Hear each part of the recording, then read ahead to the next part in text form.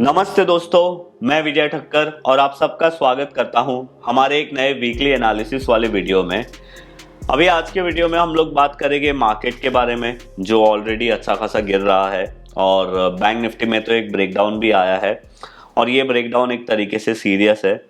हम लोग देखेंगे क्या निफ्टी 21,000 लेवल तक आने वाला है या नहीं आने वाला है, और अभी जो बैंक निफ्टी में ब्रेकडाउन हुआ है वो कहाँ तक जा सकता है। और ये जो मार्केट गिर रहा है ना, उसका मतलब बहुत सारे लोगों ने मुझे कमेंट्स किया था कि सर इसका रीज़न क्या है, ये जो नया वायरस आया है या जो नया ये फीवर आया है, क्या इसका रीज़न ये है या कुछ और है। तो उसके भी ऊपर बात करेंगे और हम लोग देखेंगे कि ऐसे ख़राब मार्केट में अभी कौन सा सेक्टर है जहाँ पे हमें ध्यान देना चाहिए। और इन द लास्ट देखते हैं कि आज हमें कोई स्टॉक मिलता है क्या जो अभी भी मार्केट में स्ट्रांग है।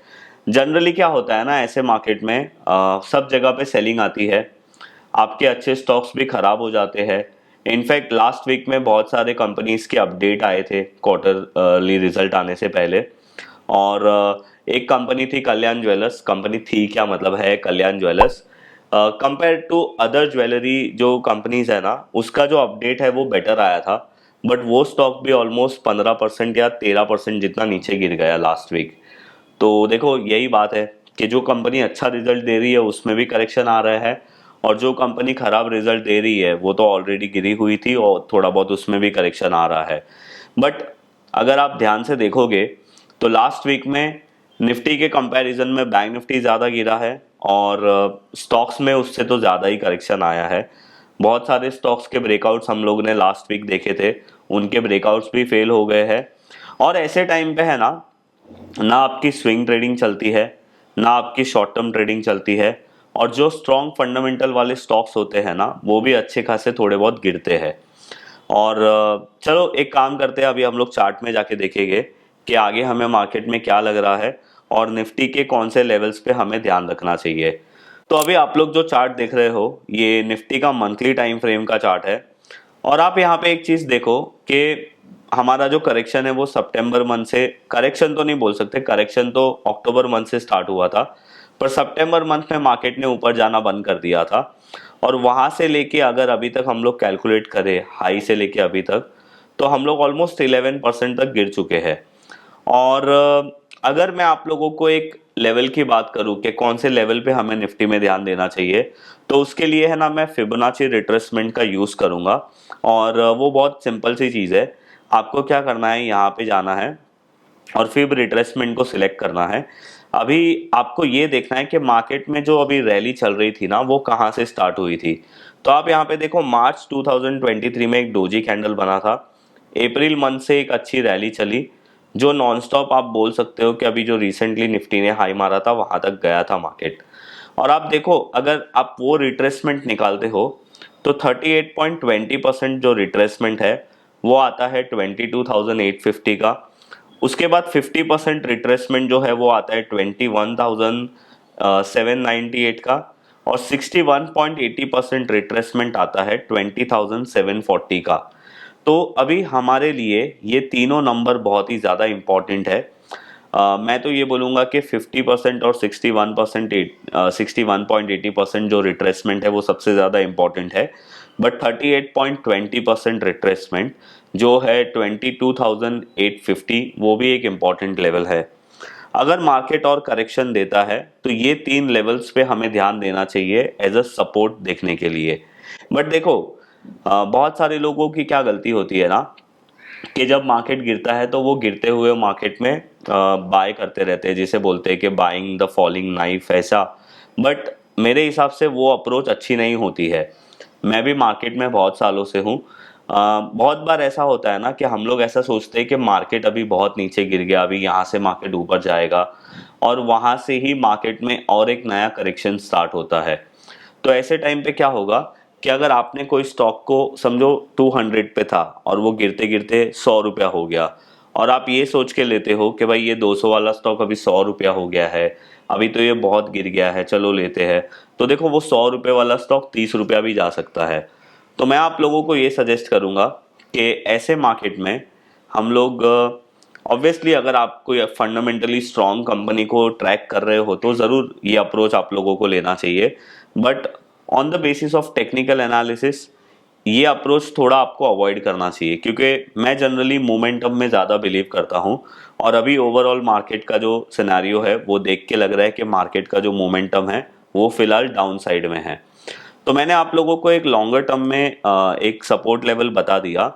अभी आप वीकली टाइम फ्रेम में देखोगे ना, तो निफ्टी अभी अपने बहुत ही इंपॉर्टेंट जंक्शन पे है, जो है उसका रीसेंट स्विंग लो। अगर ये स्विंग लो ब्रेक होगा 23,260, 24,480, तो ये लेवल के नीचे मार्केट और नीचे जा सकता है, जो लेवल हम लोग ने देखे उसके अंदर। और अगर मार्केट की इंपॉर्टेंट रेजिस्टेंस की बात करूं तो आप डेली टाइम फ्रेम में जाके देखो, सबसे इंपॉर्टेंट लेवल तो ये है 24,260, और सबसे छोटा लेवल अगर आप बोलो तो वो ये बनता है विच इज़ 23,750। देखो, मैं ज़्यादा छोटे लेवल्स पे ध्यान नहीं दूंगा, क्योंकि अगर मार्केट डाउन साइड में जा रहा है ना, तो छोटे मोटे पुल बैक मार्केट ऊपर लेगा ही और वापस से नीचे गिरेगा। अगर 24,260, 24,300 लेवल ब्रेक होता है तो हम लोग ये मान सकते हैं कि मार्केट में जो डाउन ट्रेंड शुरू हुआ है वो शायद अभी पॉज हो सकता है। उससे पहले तो हम लोगों को मार्केट में ज़्यादा आगे का नहीं सोचना चाहिए। बहुत सारे लोग ये भी बोल रहे हैं कि भाई मार्केट वापस से एटीएच मारेगा। देखो, 2025 की शुरुआत तो अच्छी नहीं हुई है, बट साल भी पूरा खराब ना जाए उसके लिए हम लोग थोड़ा कॉशियस रह के काम करेंगे। और अगर अभी आप बैंक निफ्टी का ट्रेड देखोगे, चार्ट देखोगे, तो देखो बैंक निफ्टी में बहुत टाइम से बैंक निफ्टी एक अच्छे खासे ट्रेंड में चल रहा था। और मैं भी आप लोगों को बहुत टाइम से बोल रहा था कि बैंक निफ्टी को एक बहुत टाइम से बैंक निफ्टी है ना एक साइडवेज कंसोलिडेशन में चला गया था 5-6 महीनों से। और देखो, अभी आप यहाँ पे देखोगे तो ये महीने का जो कैंडल है वो फिलहाल अच्छा बनता हुआ हमें दिख नहीं रहा है, क्योंकि बहुत सारे महीनों का जो इम्पोर्टेंट सपोर्ट लेवल है वो अभी हमने ब्रेक किया है, विच इज़ 49,500। और अगर आप वीकली में देखोगे तो आप लोगों को यहाँ पे दिखेगा कि बैंक निफ्टी का जो एक बहुत ही स्ट्रॉन्ग अप ट्रेंड था, और मैंने यहाँ पे ये ट्रेंड लाइन भी आप लोगों को बहुत बार बताई है, ये जो बैंक निफ्टी का स्ट्रॉन्ग अप ट्रेंड था फिलहाल वो अभी ब्रेक होते हुए दिख रहा है। और अगर आप बैंक निफ्टी का चार्ट ध्यान से देखोगे ना, तो यहाँ पे आपको ऊपर एक हेड एंड शोल्डर, आपको मतलब एग्जैक्ट हेड एंड शोल्डर नहीं बोल सकते, बट आपको हेड एंड शोल्डर जैसा आपको यहाँ पे एक पैटर्न दिखेगा।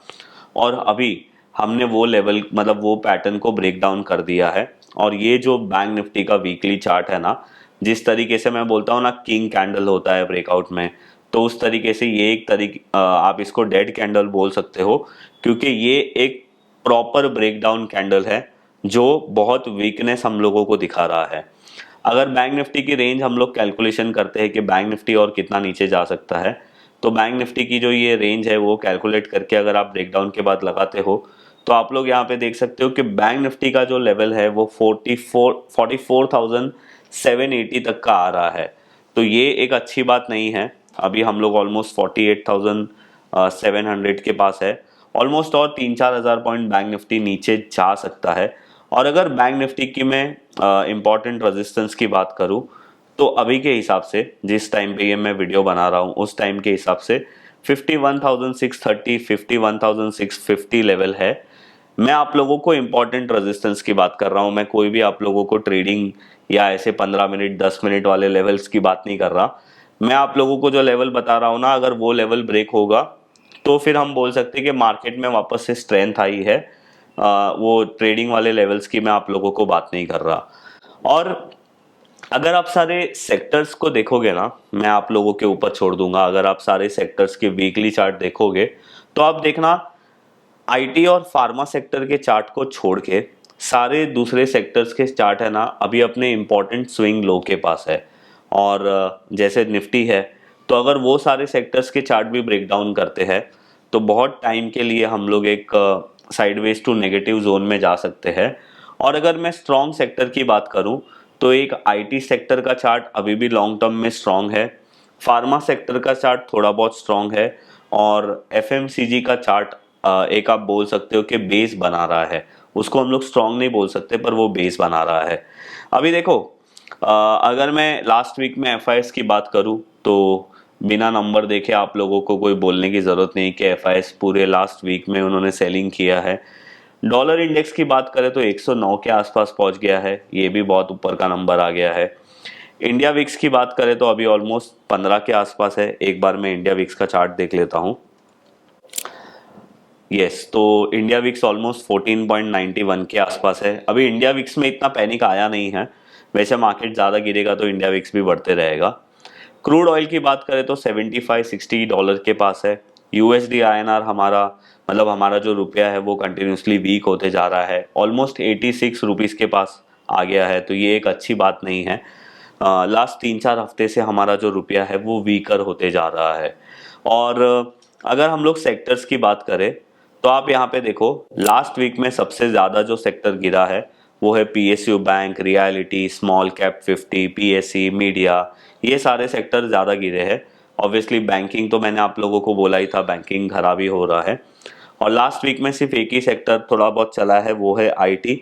और जैसे मैंने आप लोगों को बोला कि एफएमसीजी थोड़ा सा बेस बना रहा है, तो एफएमसीजी, तो ये सारे सेक्टर्स की बात है।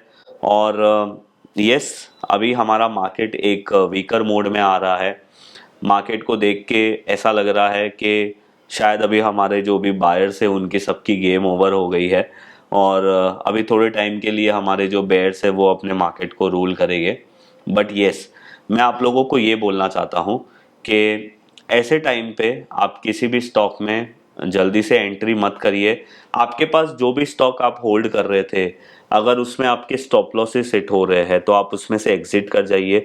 क्योंकि मेरा एक्सपीरियंस ये बोलता है कि अगर आप अभी स्टॉप लॉस को हिट नहीं करते हो और एग्जिट नहीं करते हो एक छोटे से लॉस को लेके, या आपने जो भी लॉस को डिसाइड किया था वो लॉस को लेके, तो आने वाले टाइम में क्या होने वाला है हमें और आपको दोनों को नहीं पता है।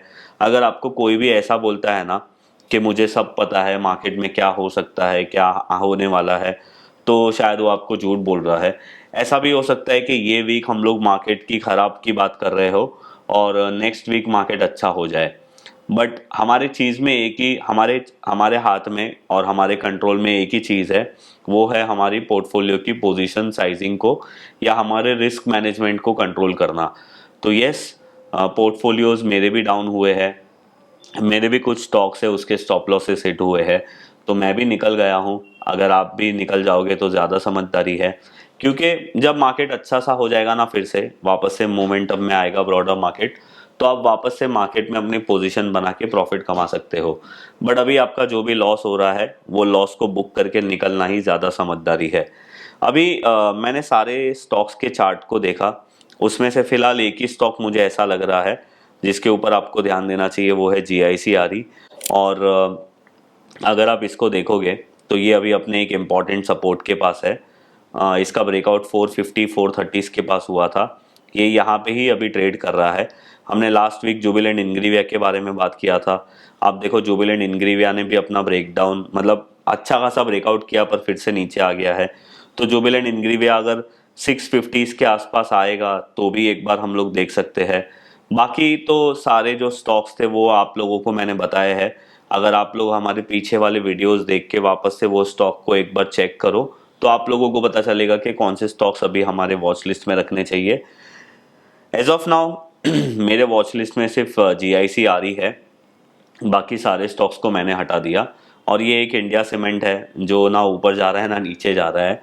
बट खैर, इसमें तो एक कॉरपोरेट एक्शन भी है जो अल्ट्राटेक वाला है वो, तो शायद इसी वजह से ये ना ऊपर जा रहा है ना नीचे जा रहा है।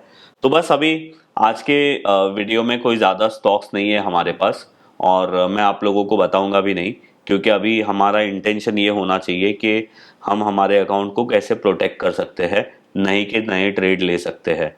तो बस ये था हमारा आज का ये वीडियो।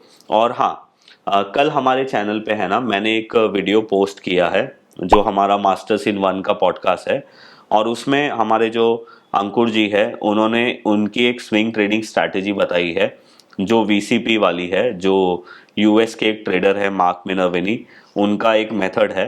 तो उन्होंने उसको थोड़ा सा सिंप्लीफाइड करके बताया है कि आप कैसे VCP को फॉलो कर सकते हो। प्रॉपर वो पूरी स्विंग ट्रेडिंग स्ट्रैटेजी उन्होंने बताई है, और कैसे वो ट्रेडिंग अच्छी है, मतलब खास करके अभी वाले मार्केट में वो क्यों अच्छी है, और वो ट्रेडिंग से वो प्रॉफिटेबल कैसे बने, ये सारी चीज़ उन्होंने कल के ये पॉडकास्ट में बताई है। तो अगर आपने वो पॉडकास्ट नहीं देखा है तो वो पॉडकास्ट जाके ज़रूर देखिए, आप लोगों को मज़ा आएगा। और उन्होंने है ना ये पॉडकास्ट में एक लाइन बोली थी कि जब मार्केट अच्छा नहीं होता है ना तो मैं अपनी स्किल्स को शार्पन करता हूँ। तो उन्होंने एक एग्जांपल दिया था कि जब फिशरमैन जब फिशिंग पे नहीं जाता है ना तो वो अपनी नेट को ठीक करता है, जब क्योंकि वो जब फिशिंग पे जाएगा तो वो काम वो तभी नहीं करेगा, वो वहाँ पे वो सिर्फ फिशिंग करेगा। तो ये एक एग्जांपल उन्होंने बताया और देखो उन्होंने बताया और अभी वो सिचुएशन आ गई। तो खैर, अगर आप लोगों ने वो पॉडकास्ट नहीं देखा है तो पॉडकास्ट जाके ज़रूर देखिए। और ये वीडियो अगर आप लोगों को पसंद आया तो आप हमारे वीडियो को लाइक और शेयर ज़रूर करिए। खैर, वैसे कुछ आज बताने के लिए आप लोगों के मेरे पास ज़्यादा आप लोगों के पास था नहीं, और मैंने सोचा जो है सिंपल रखते हैं आज के वीडियो को। तो अगर आज का ये वीडियो आप लोगों को पसंद आया है तो हमारे वीडियो को लाइक और शेयर ज़रूर करिए। और आप लोगों के नज़र में अभी कौन सा ऐसा स्टॉक है जो अभी भी स्ट्रांग है, तो आप लोग मुझे नीचे कमेंट्स करके ज़रूर बताइए। अगर आपने हमारे चैनल को सब्सक्राइब नहीं किया है तो सब्सक्राइब ज़रूर करिए। मैं मिलूंगा आप लोगों को ऐसे ही कोई नेक्स्ट वीडियो में, तब तक के लिए बाय बाय।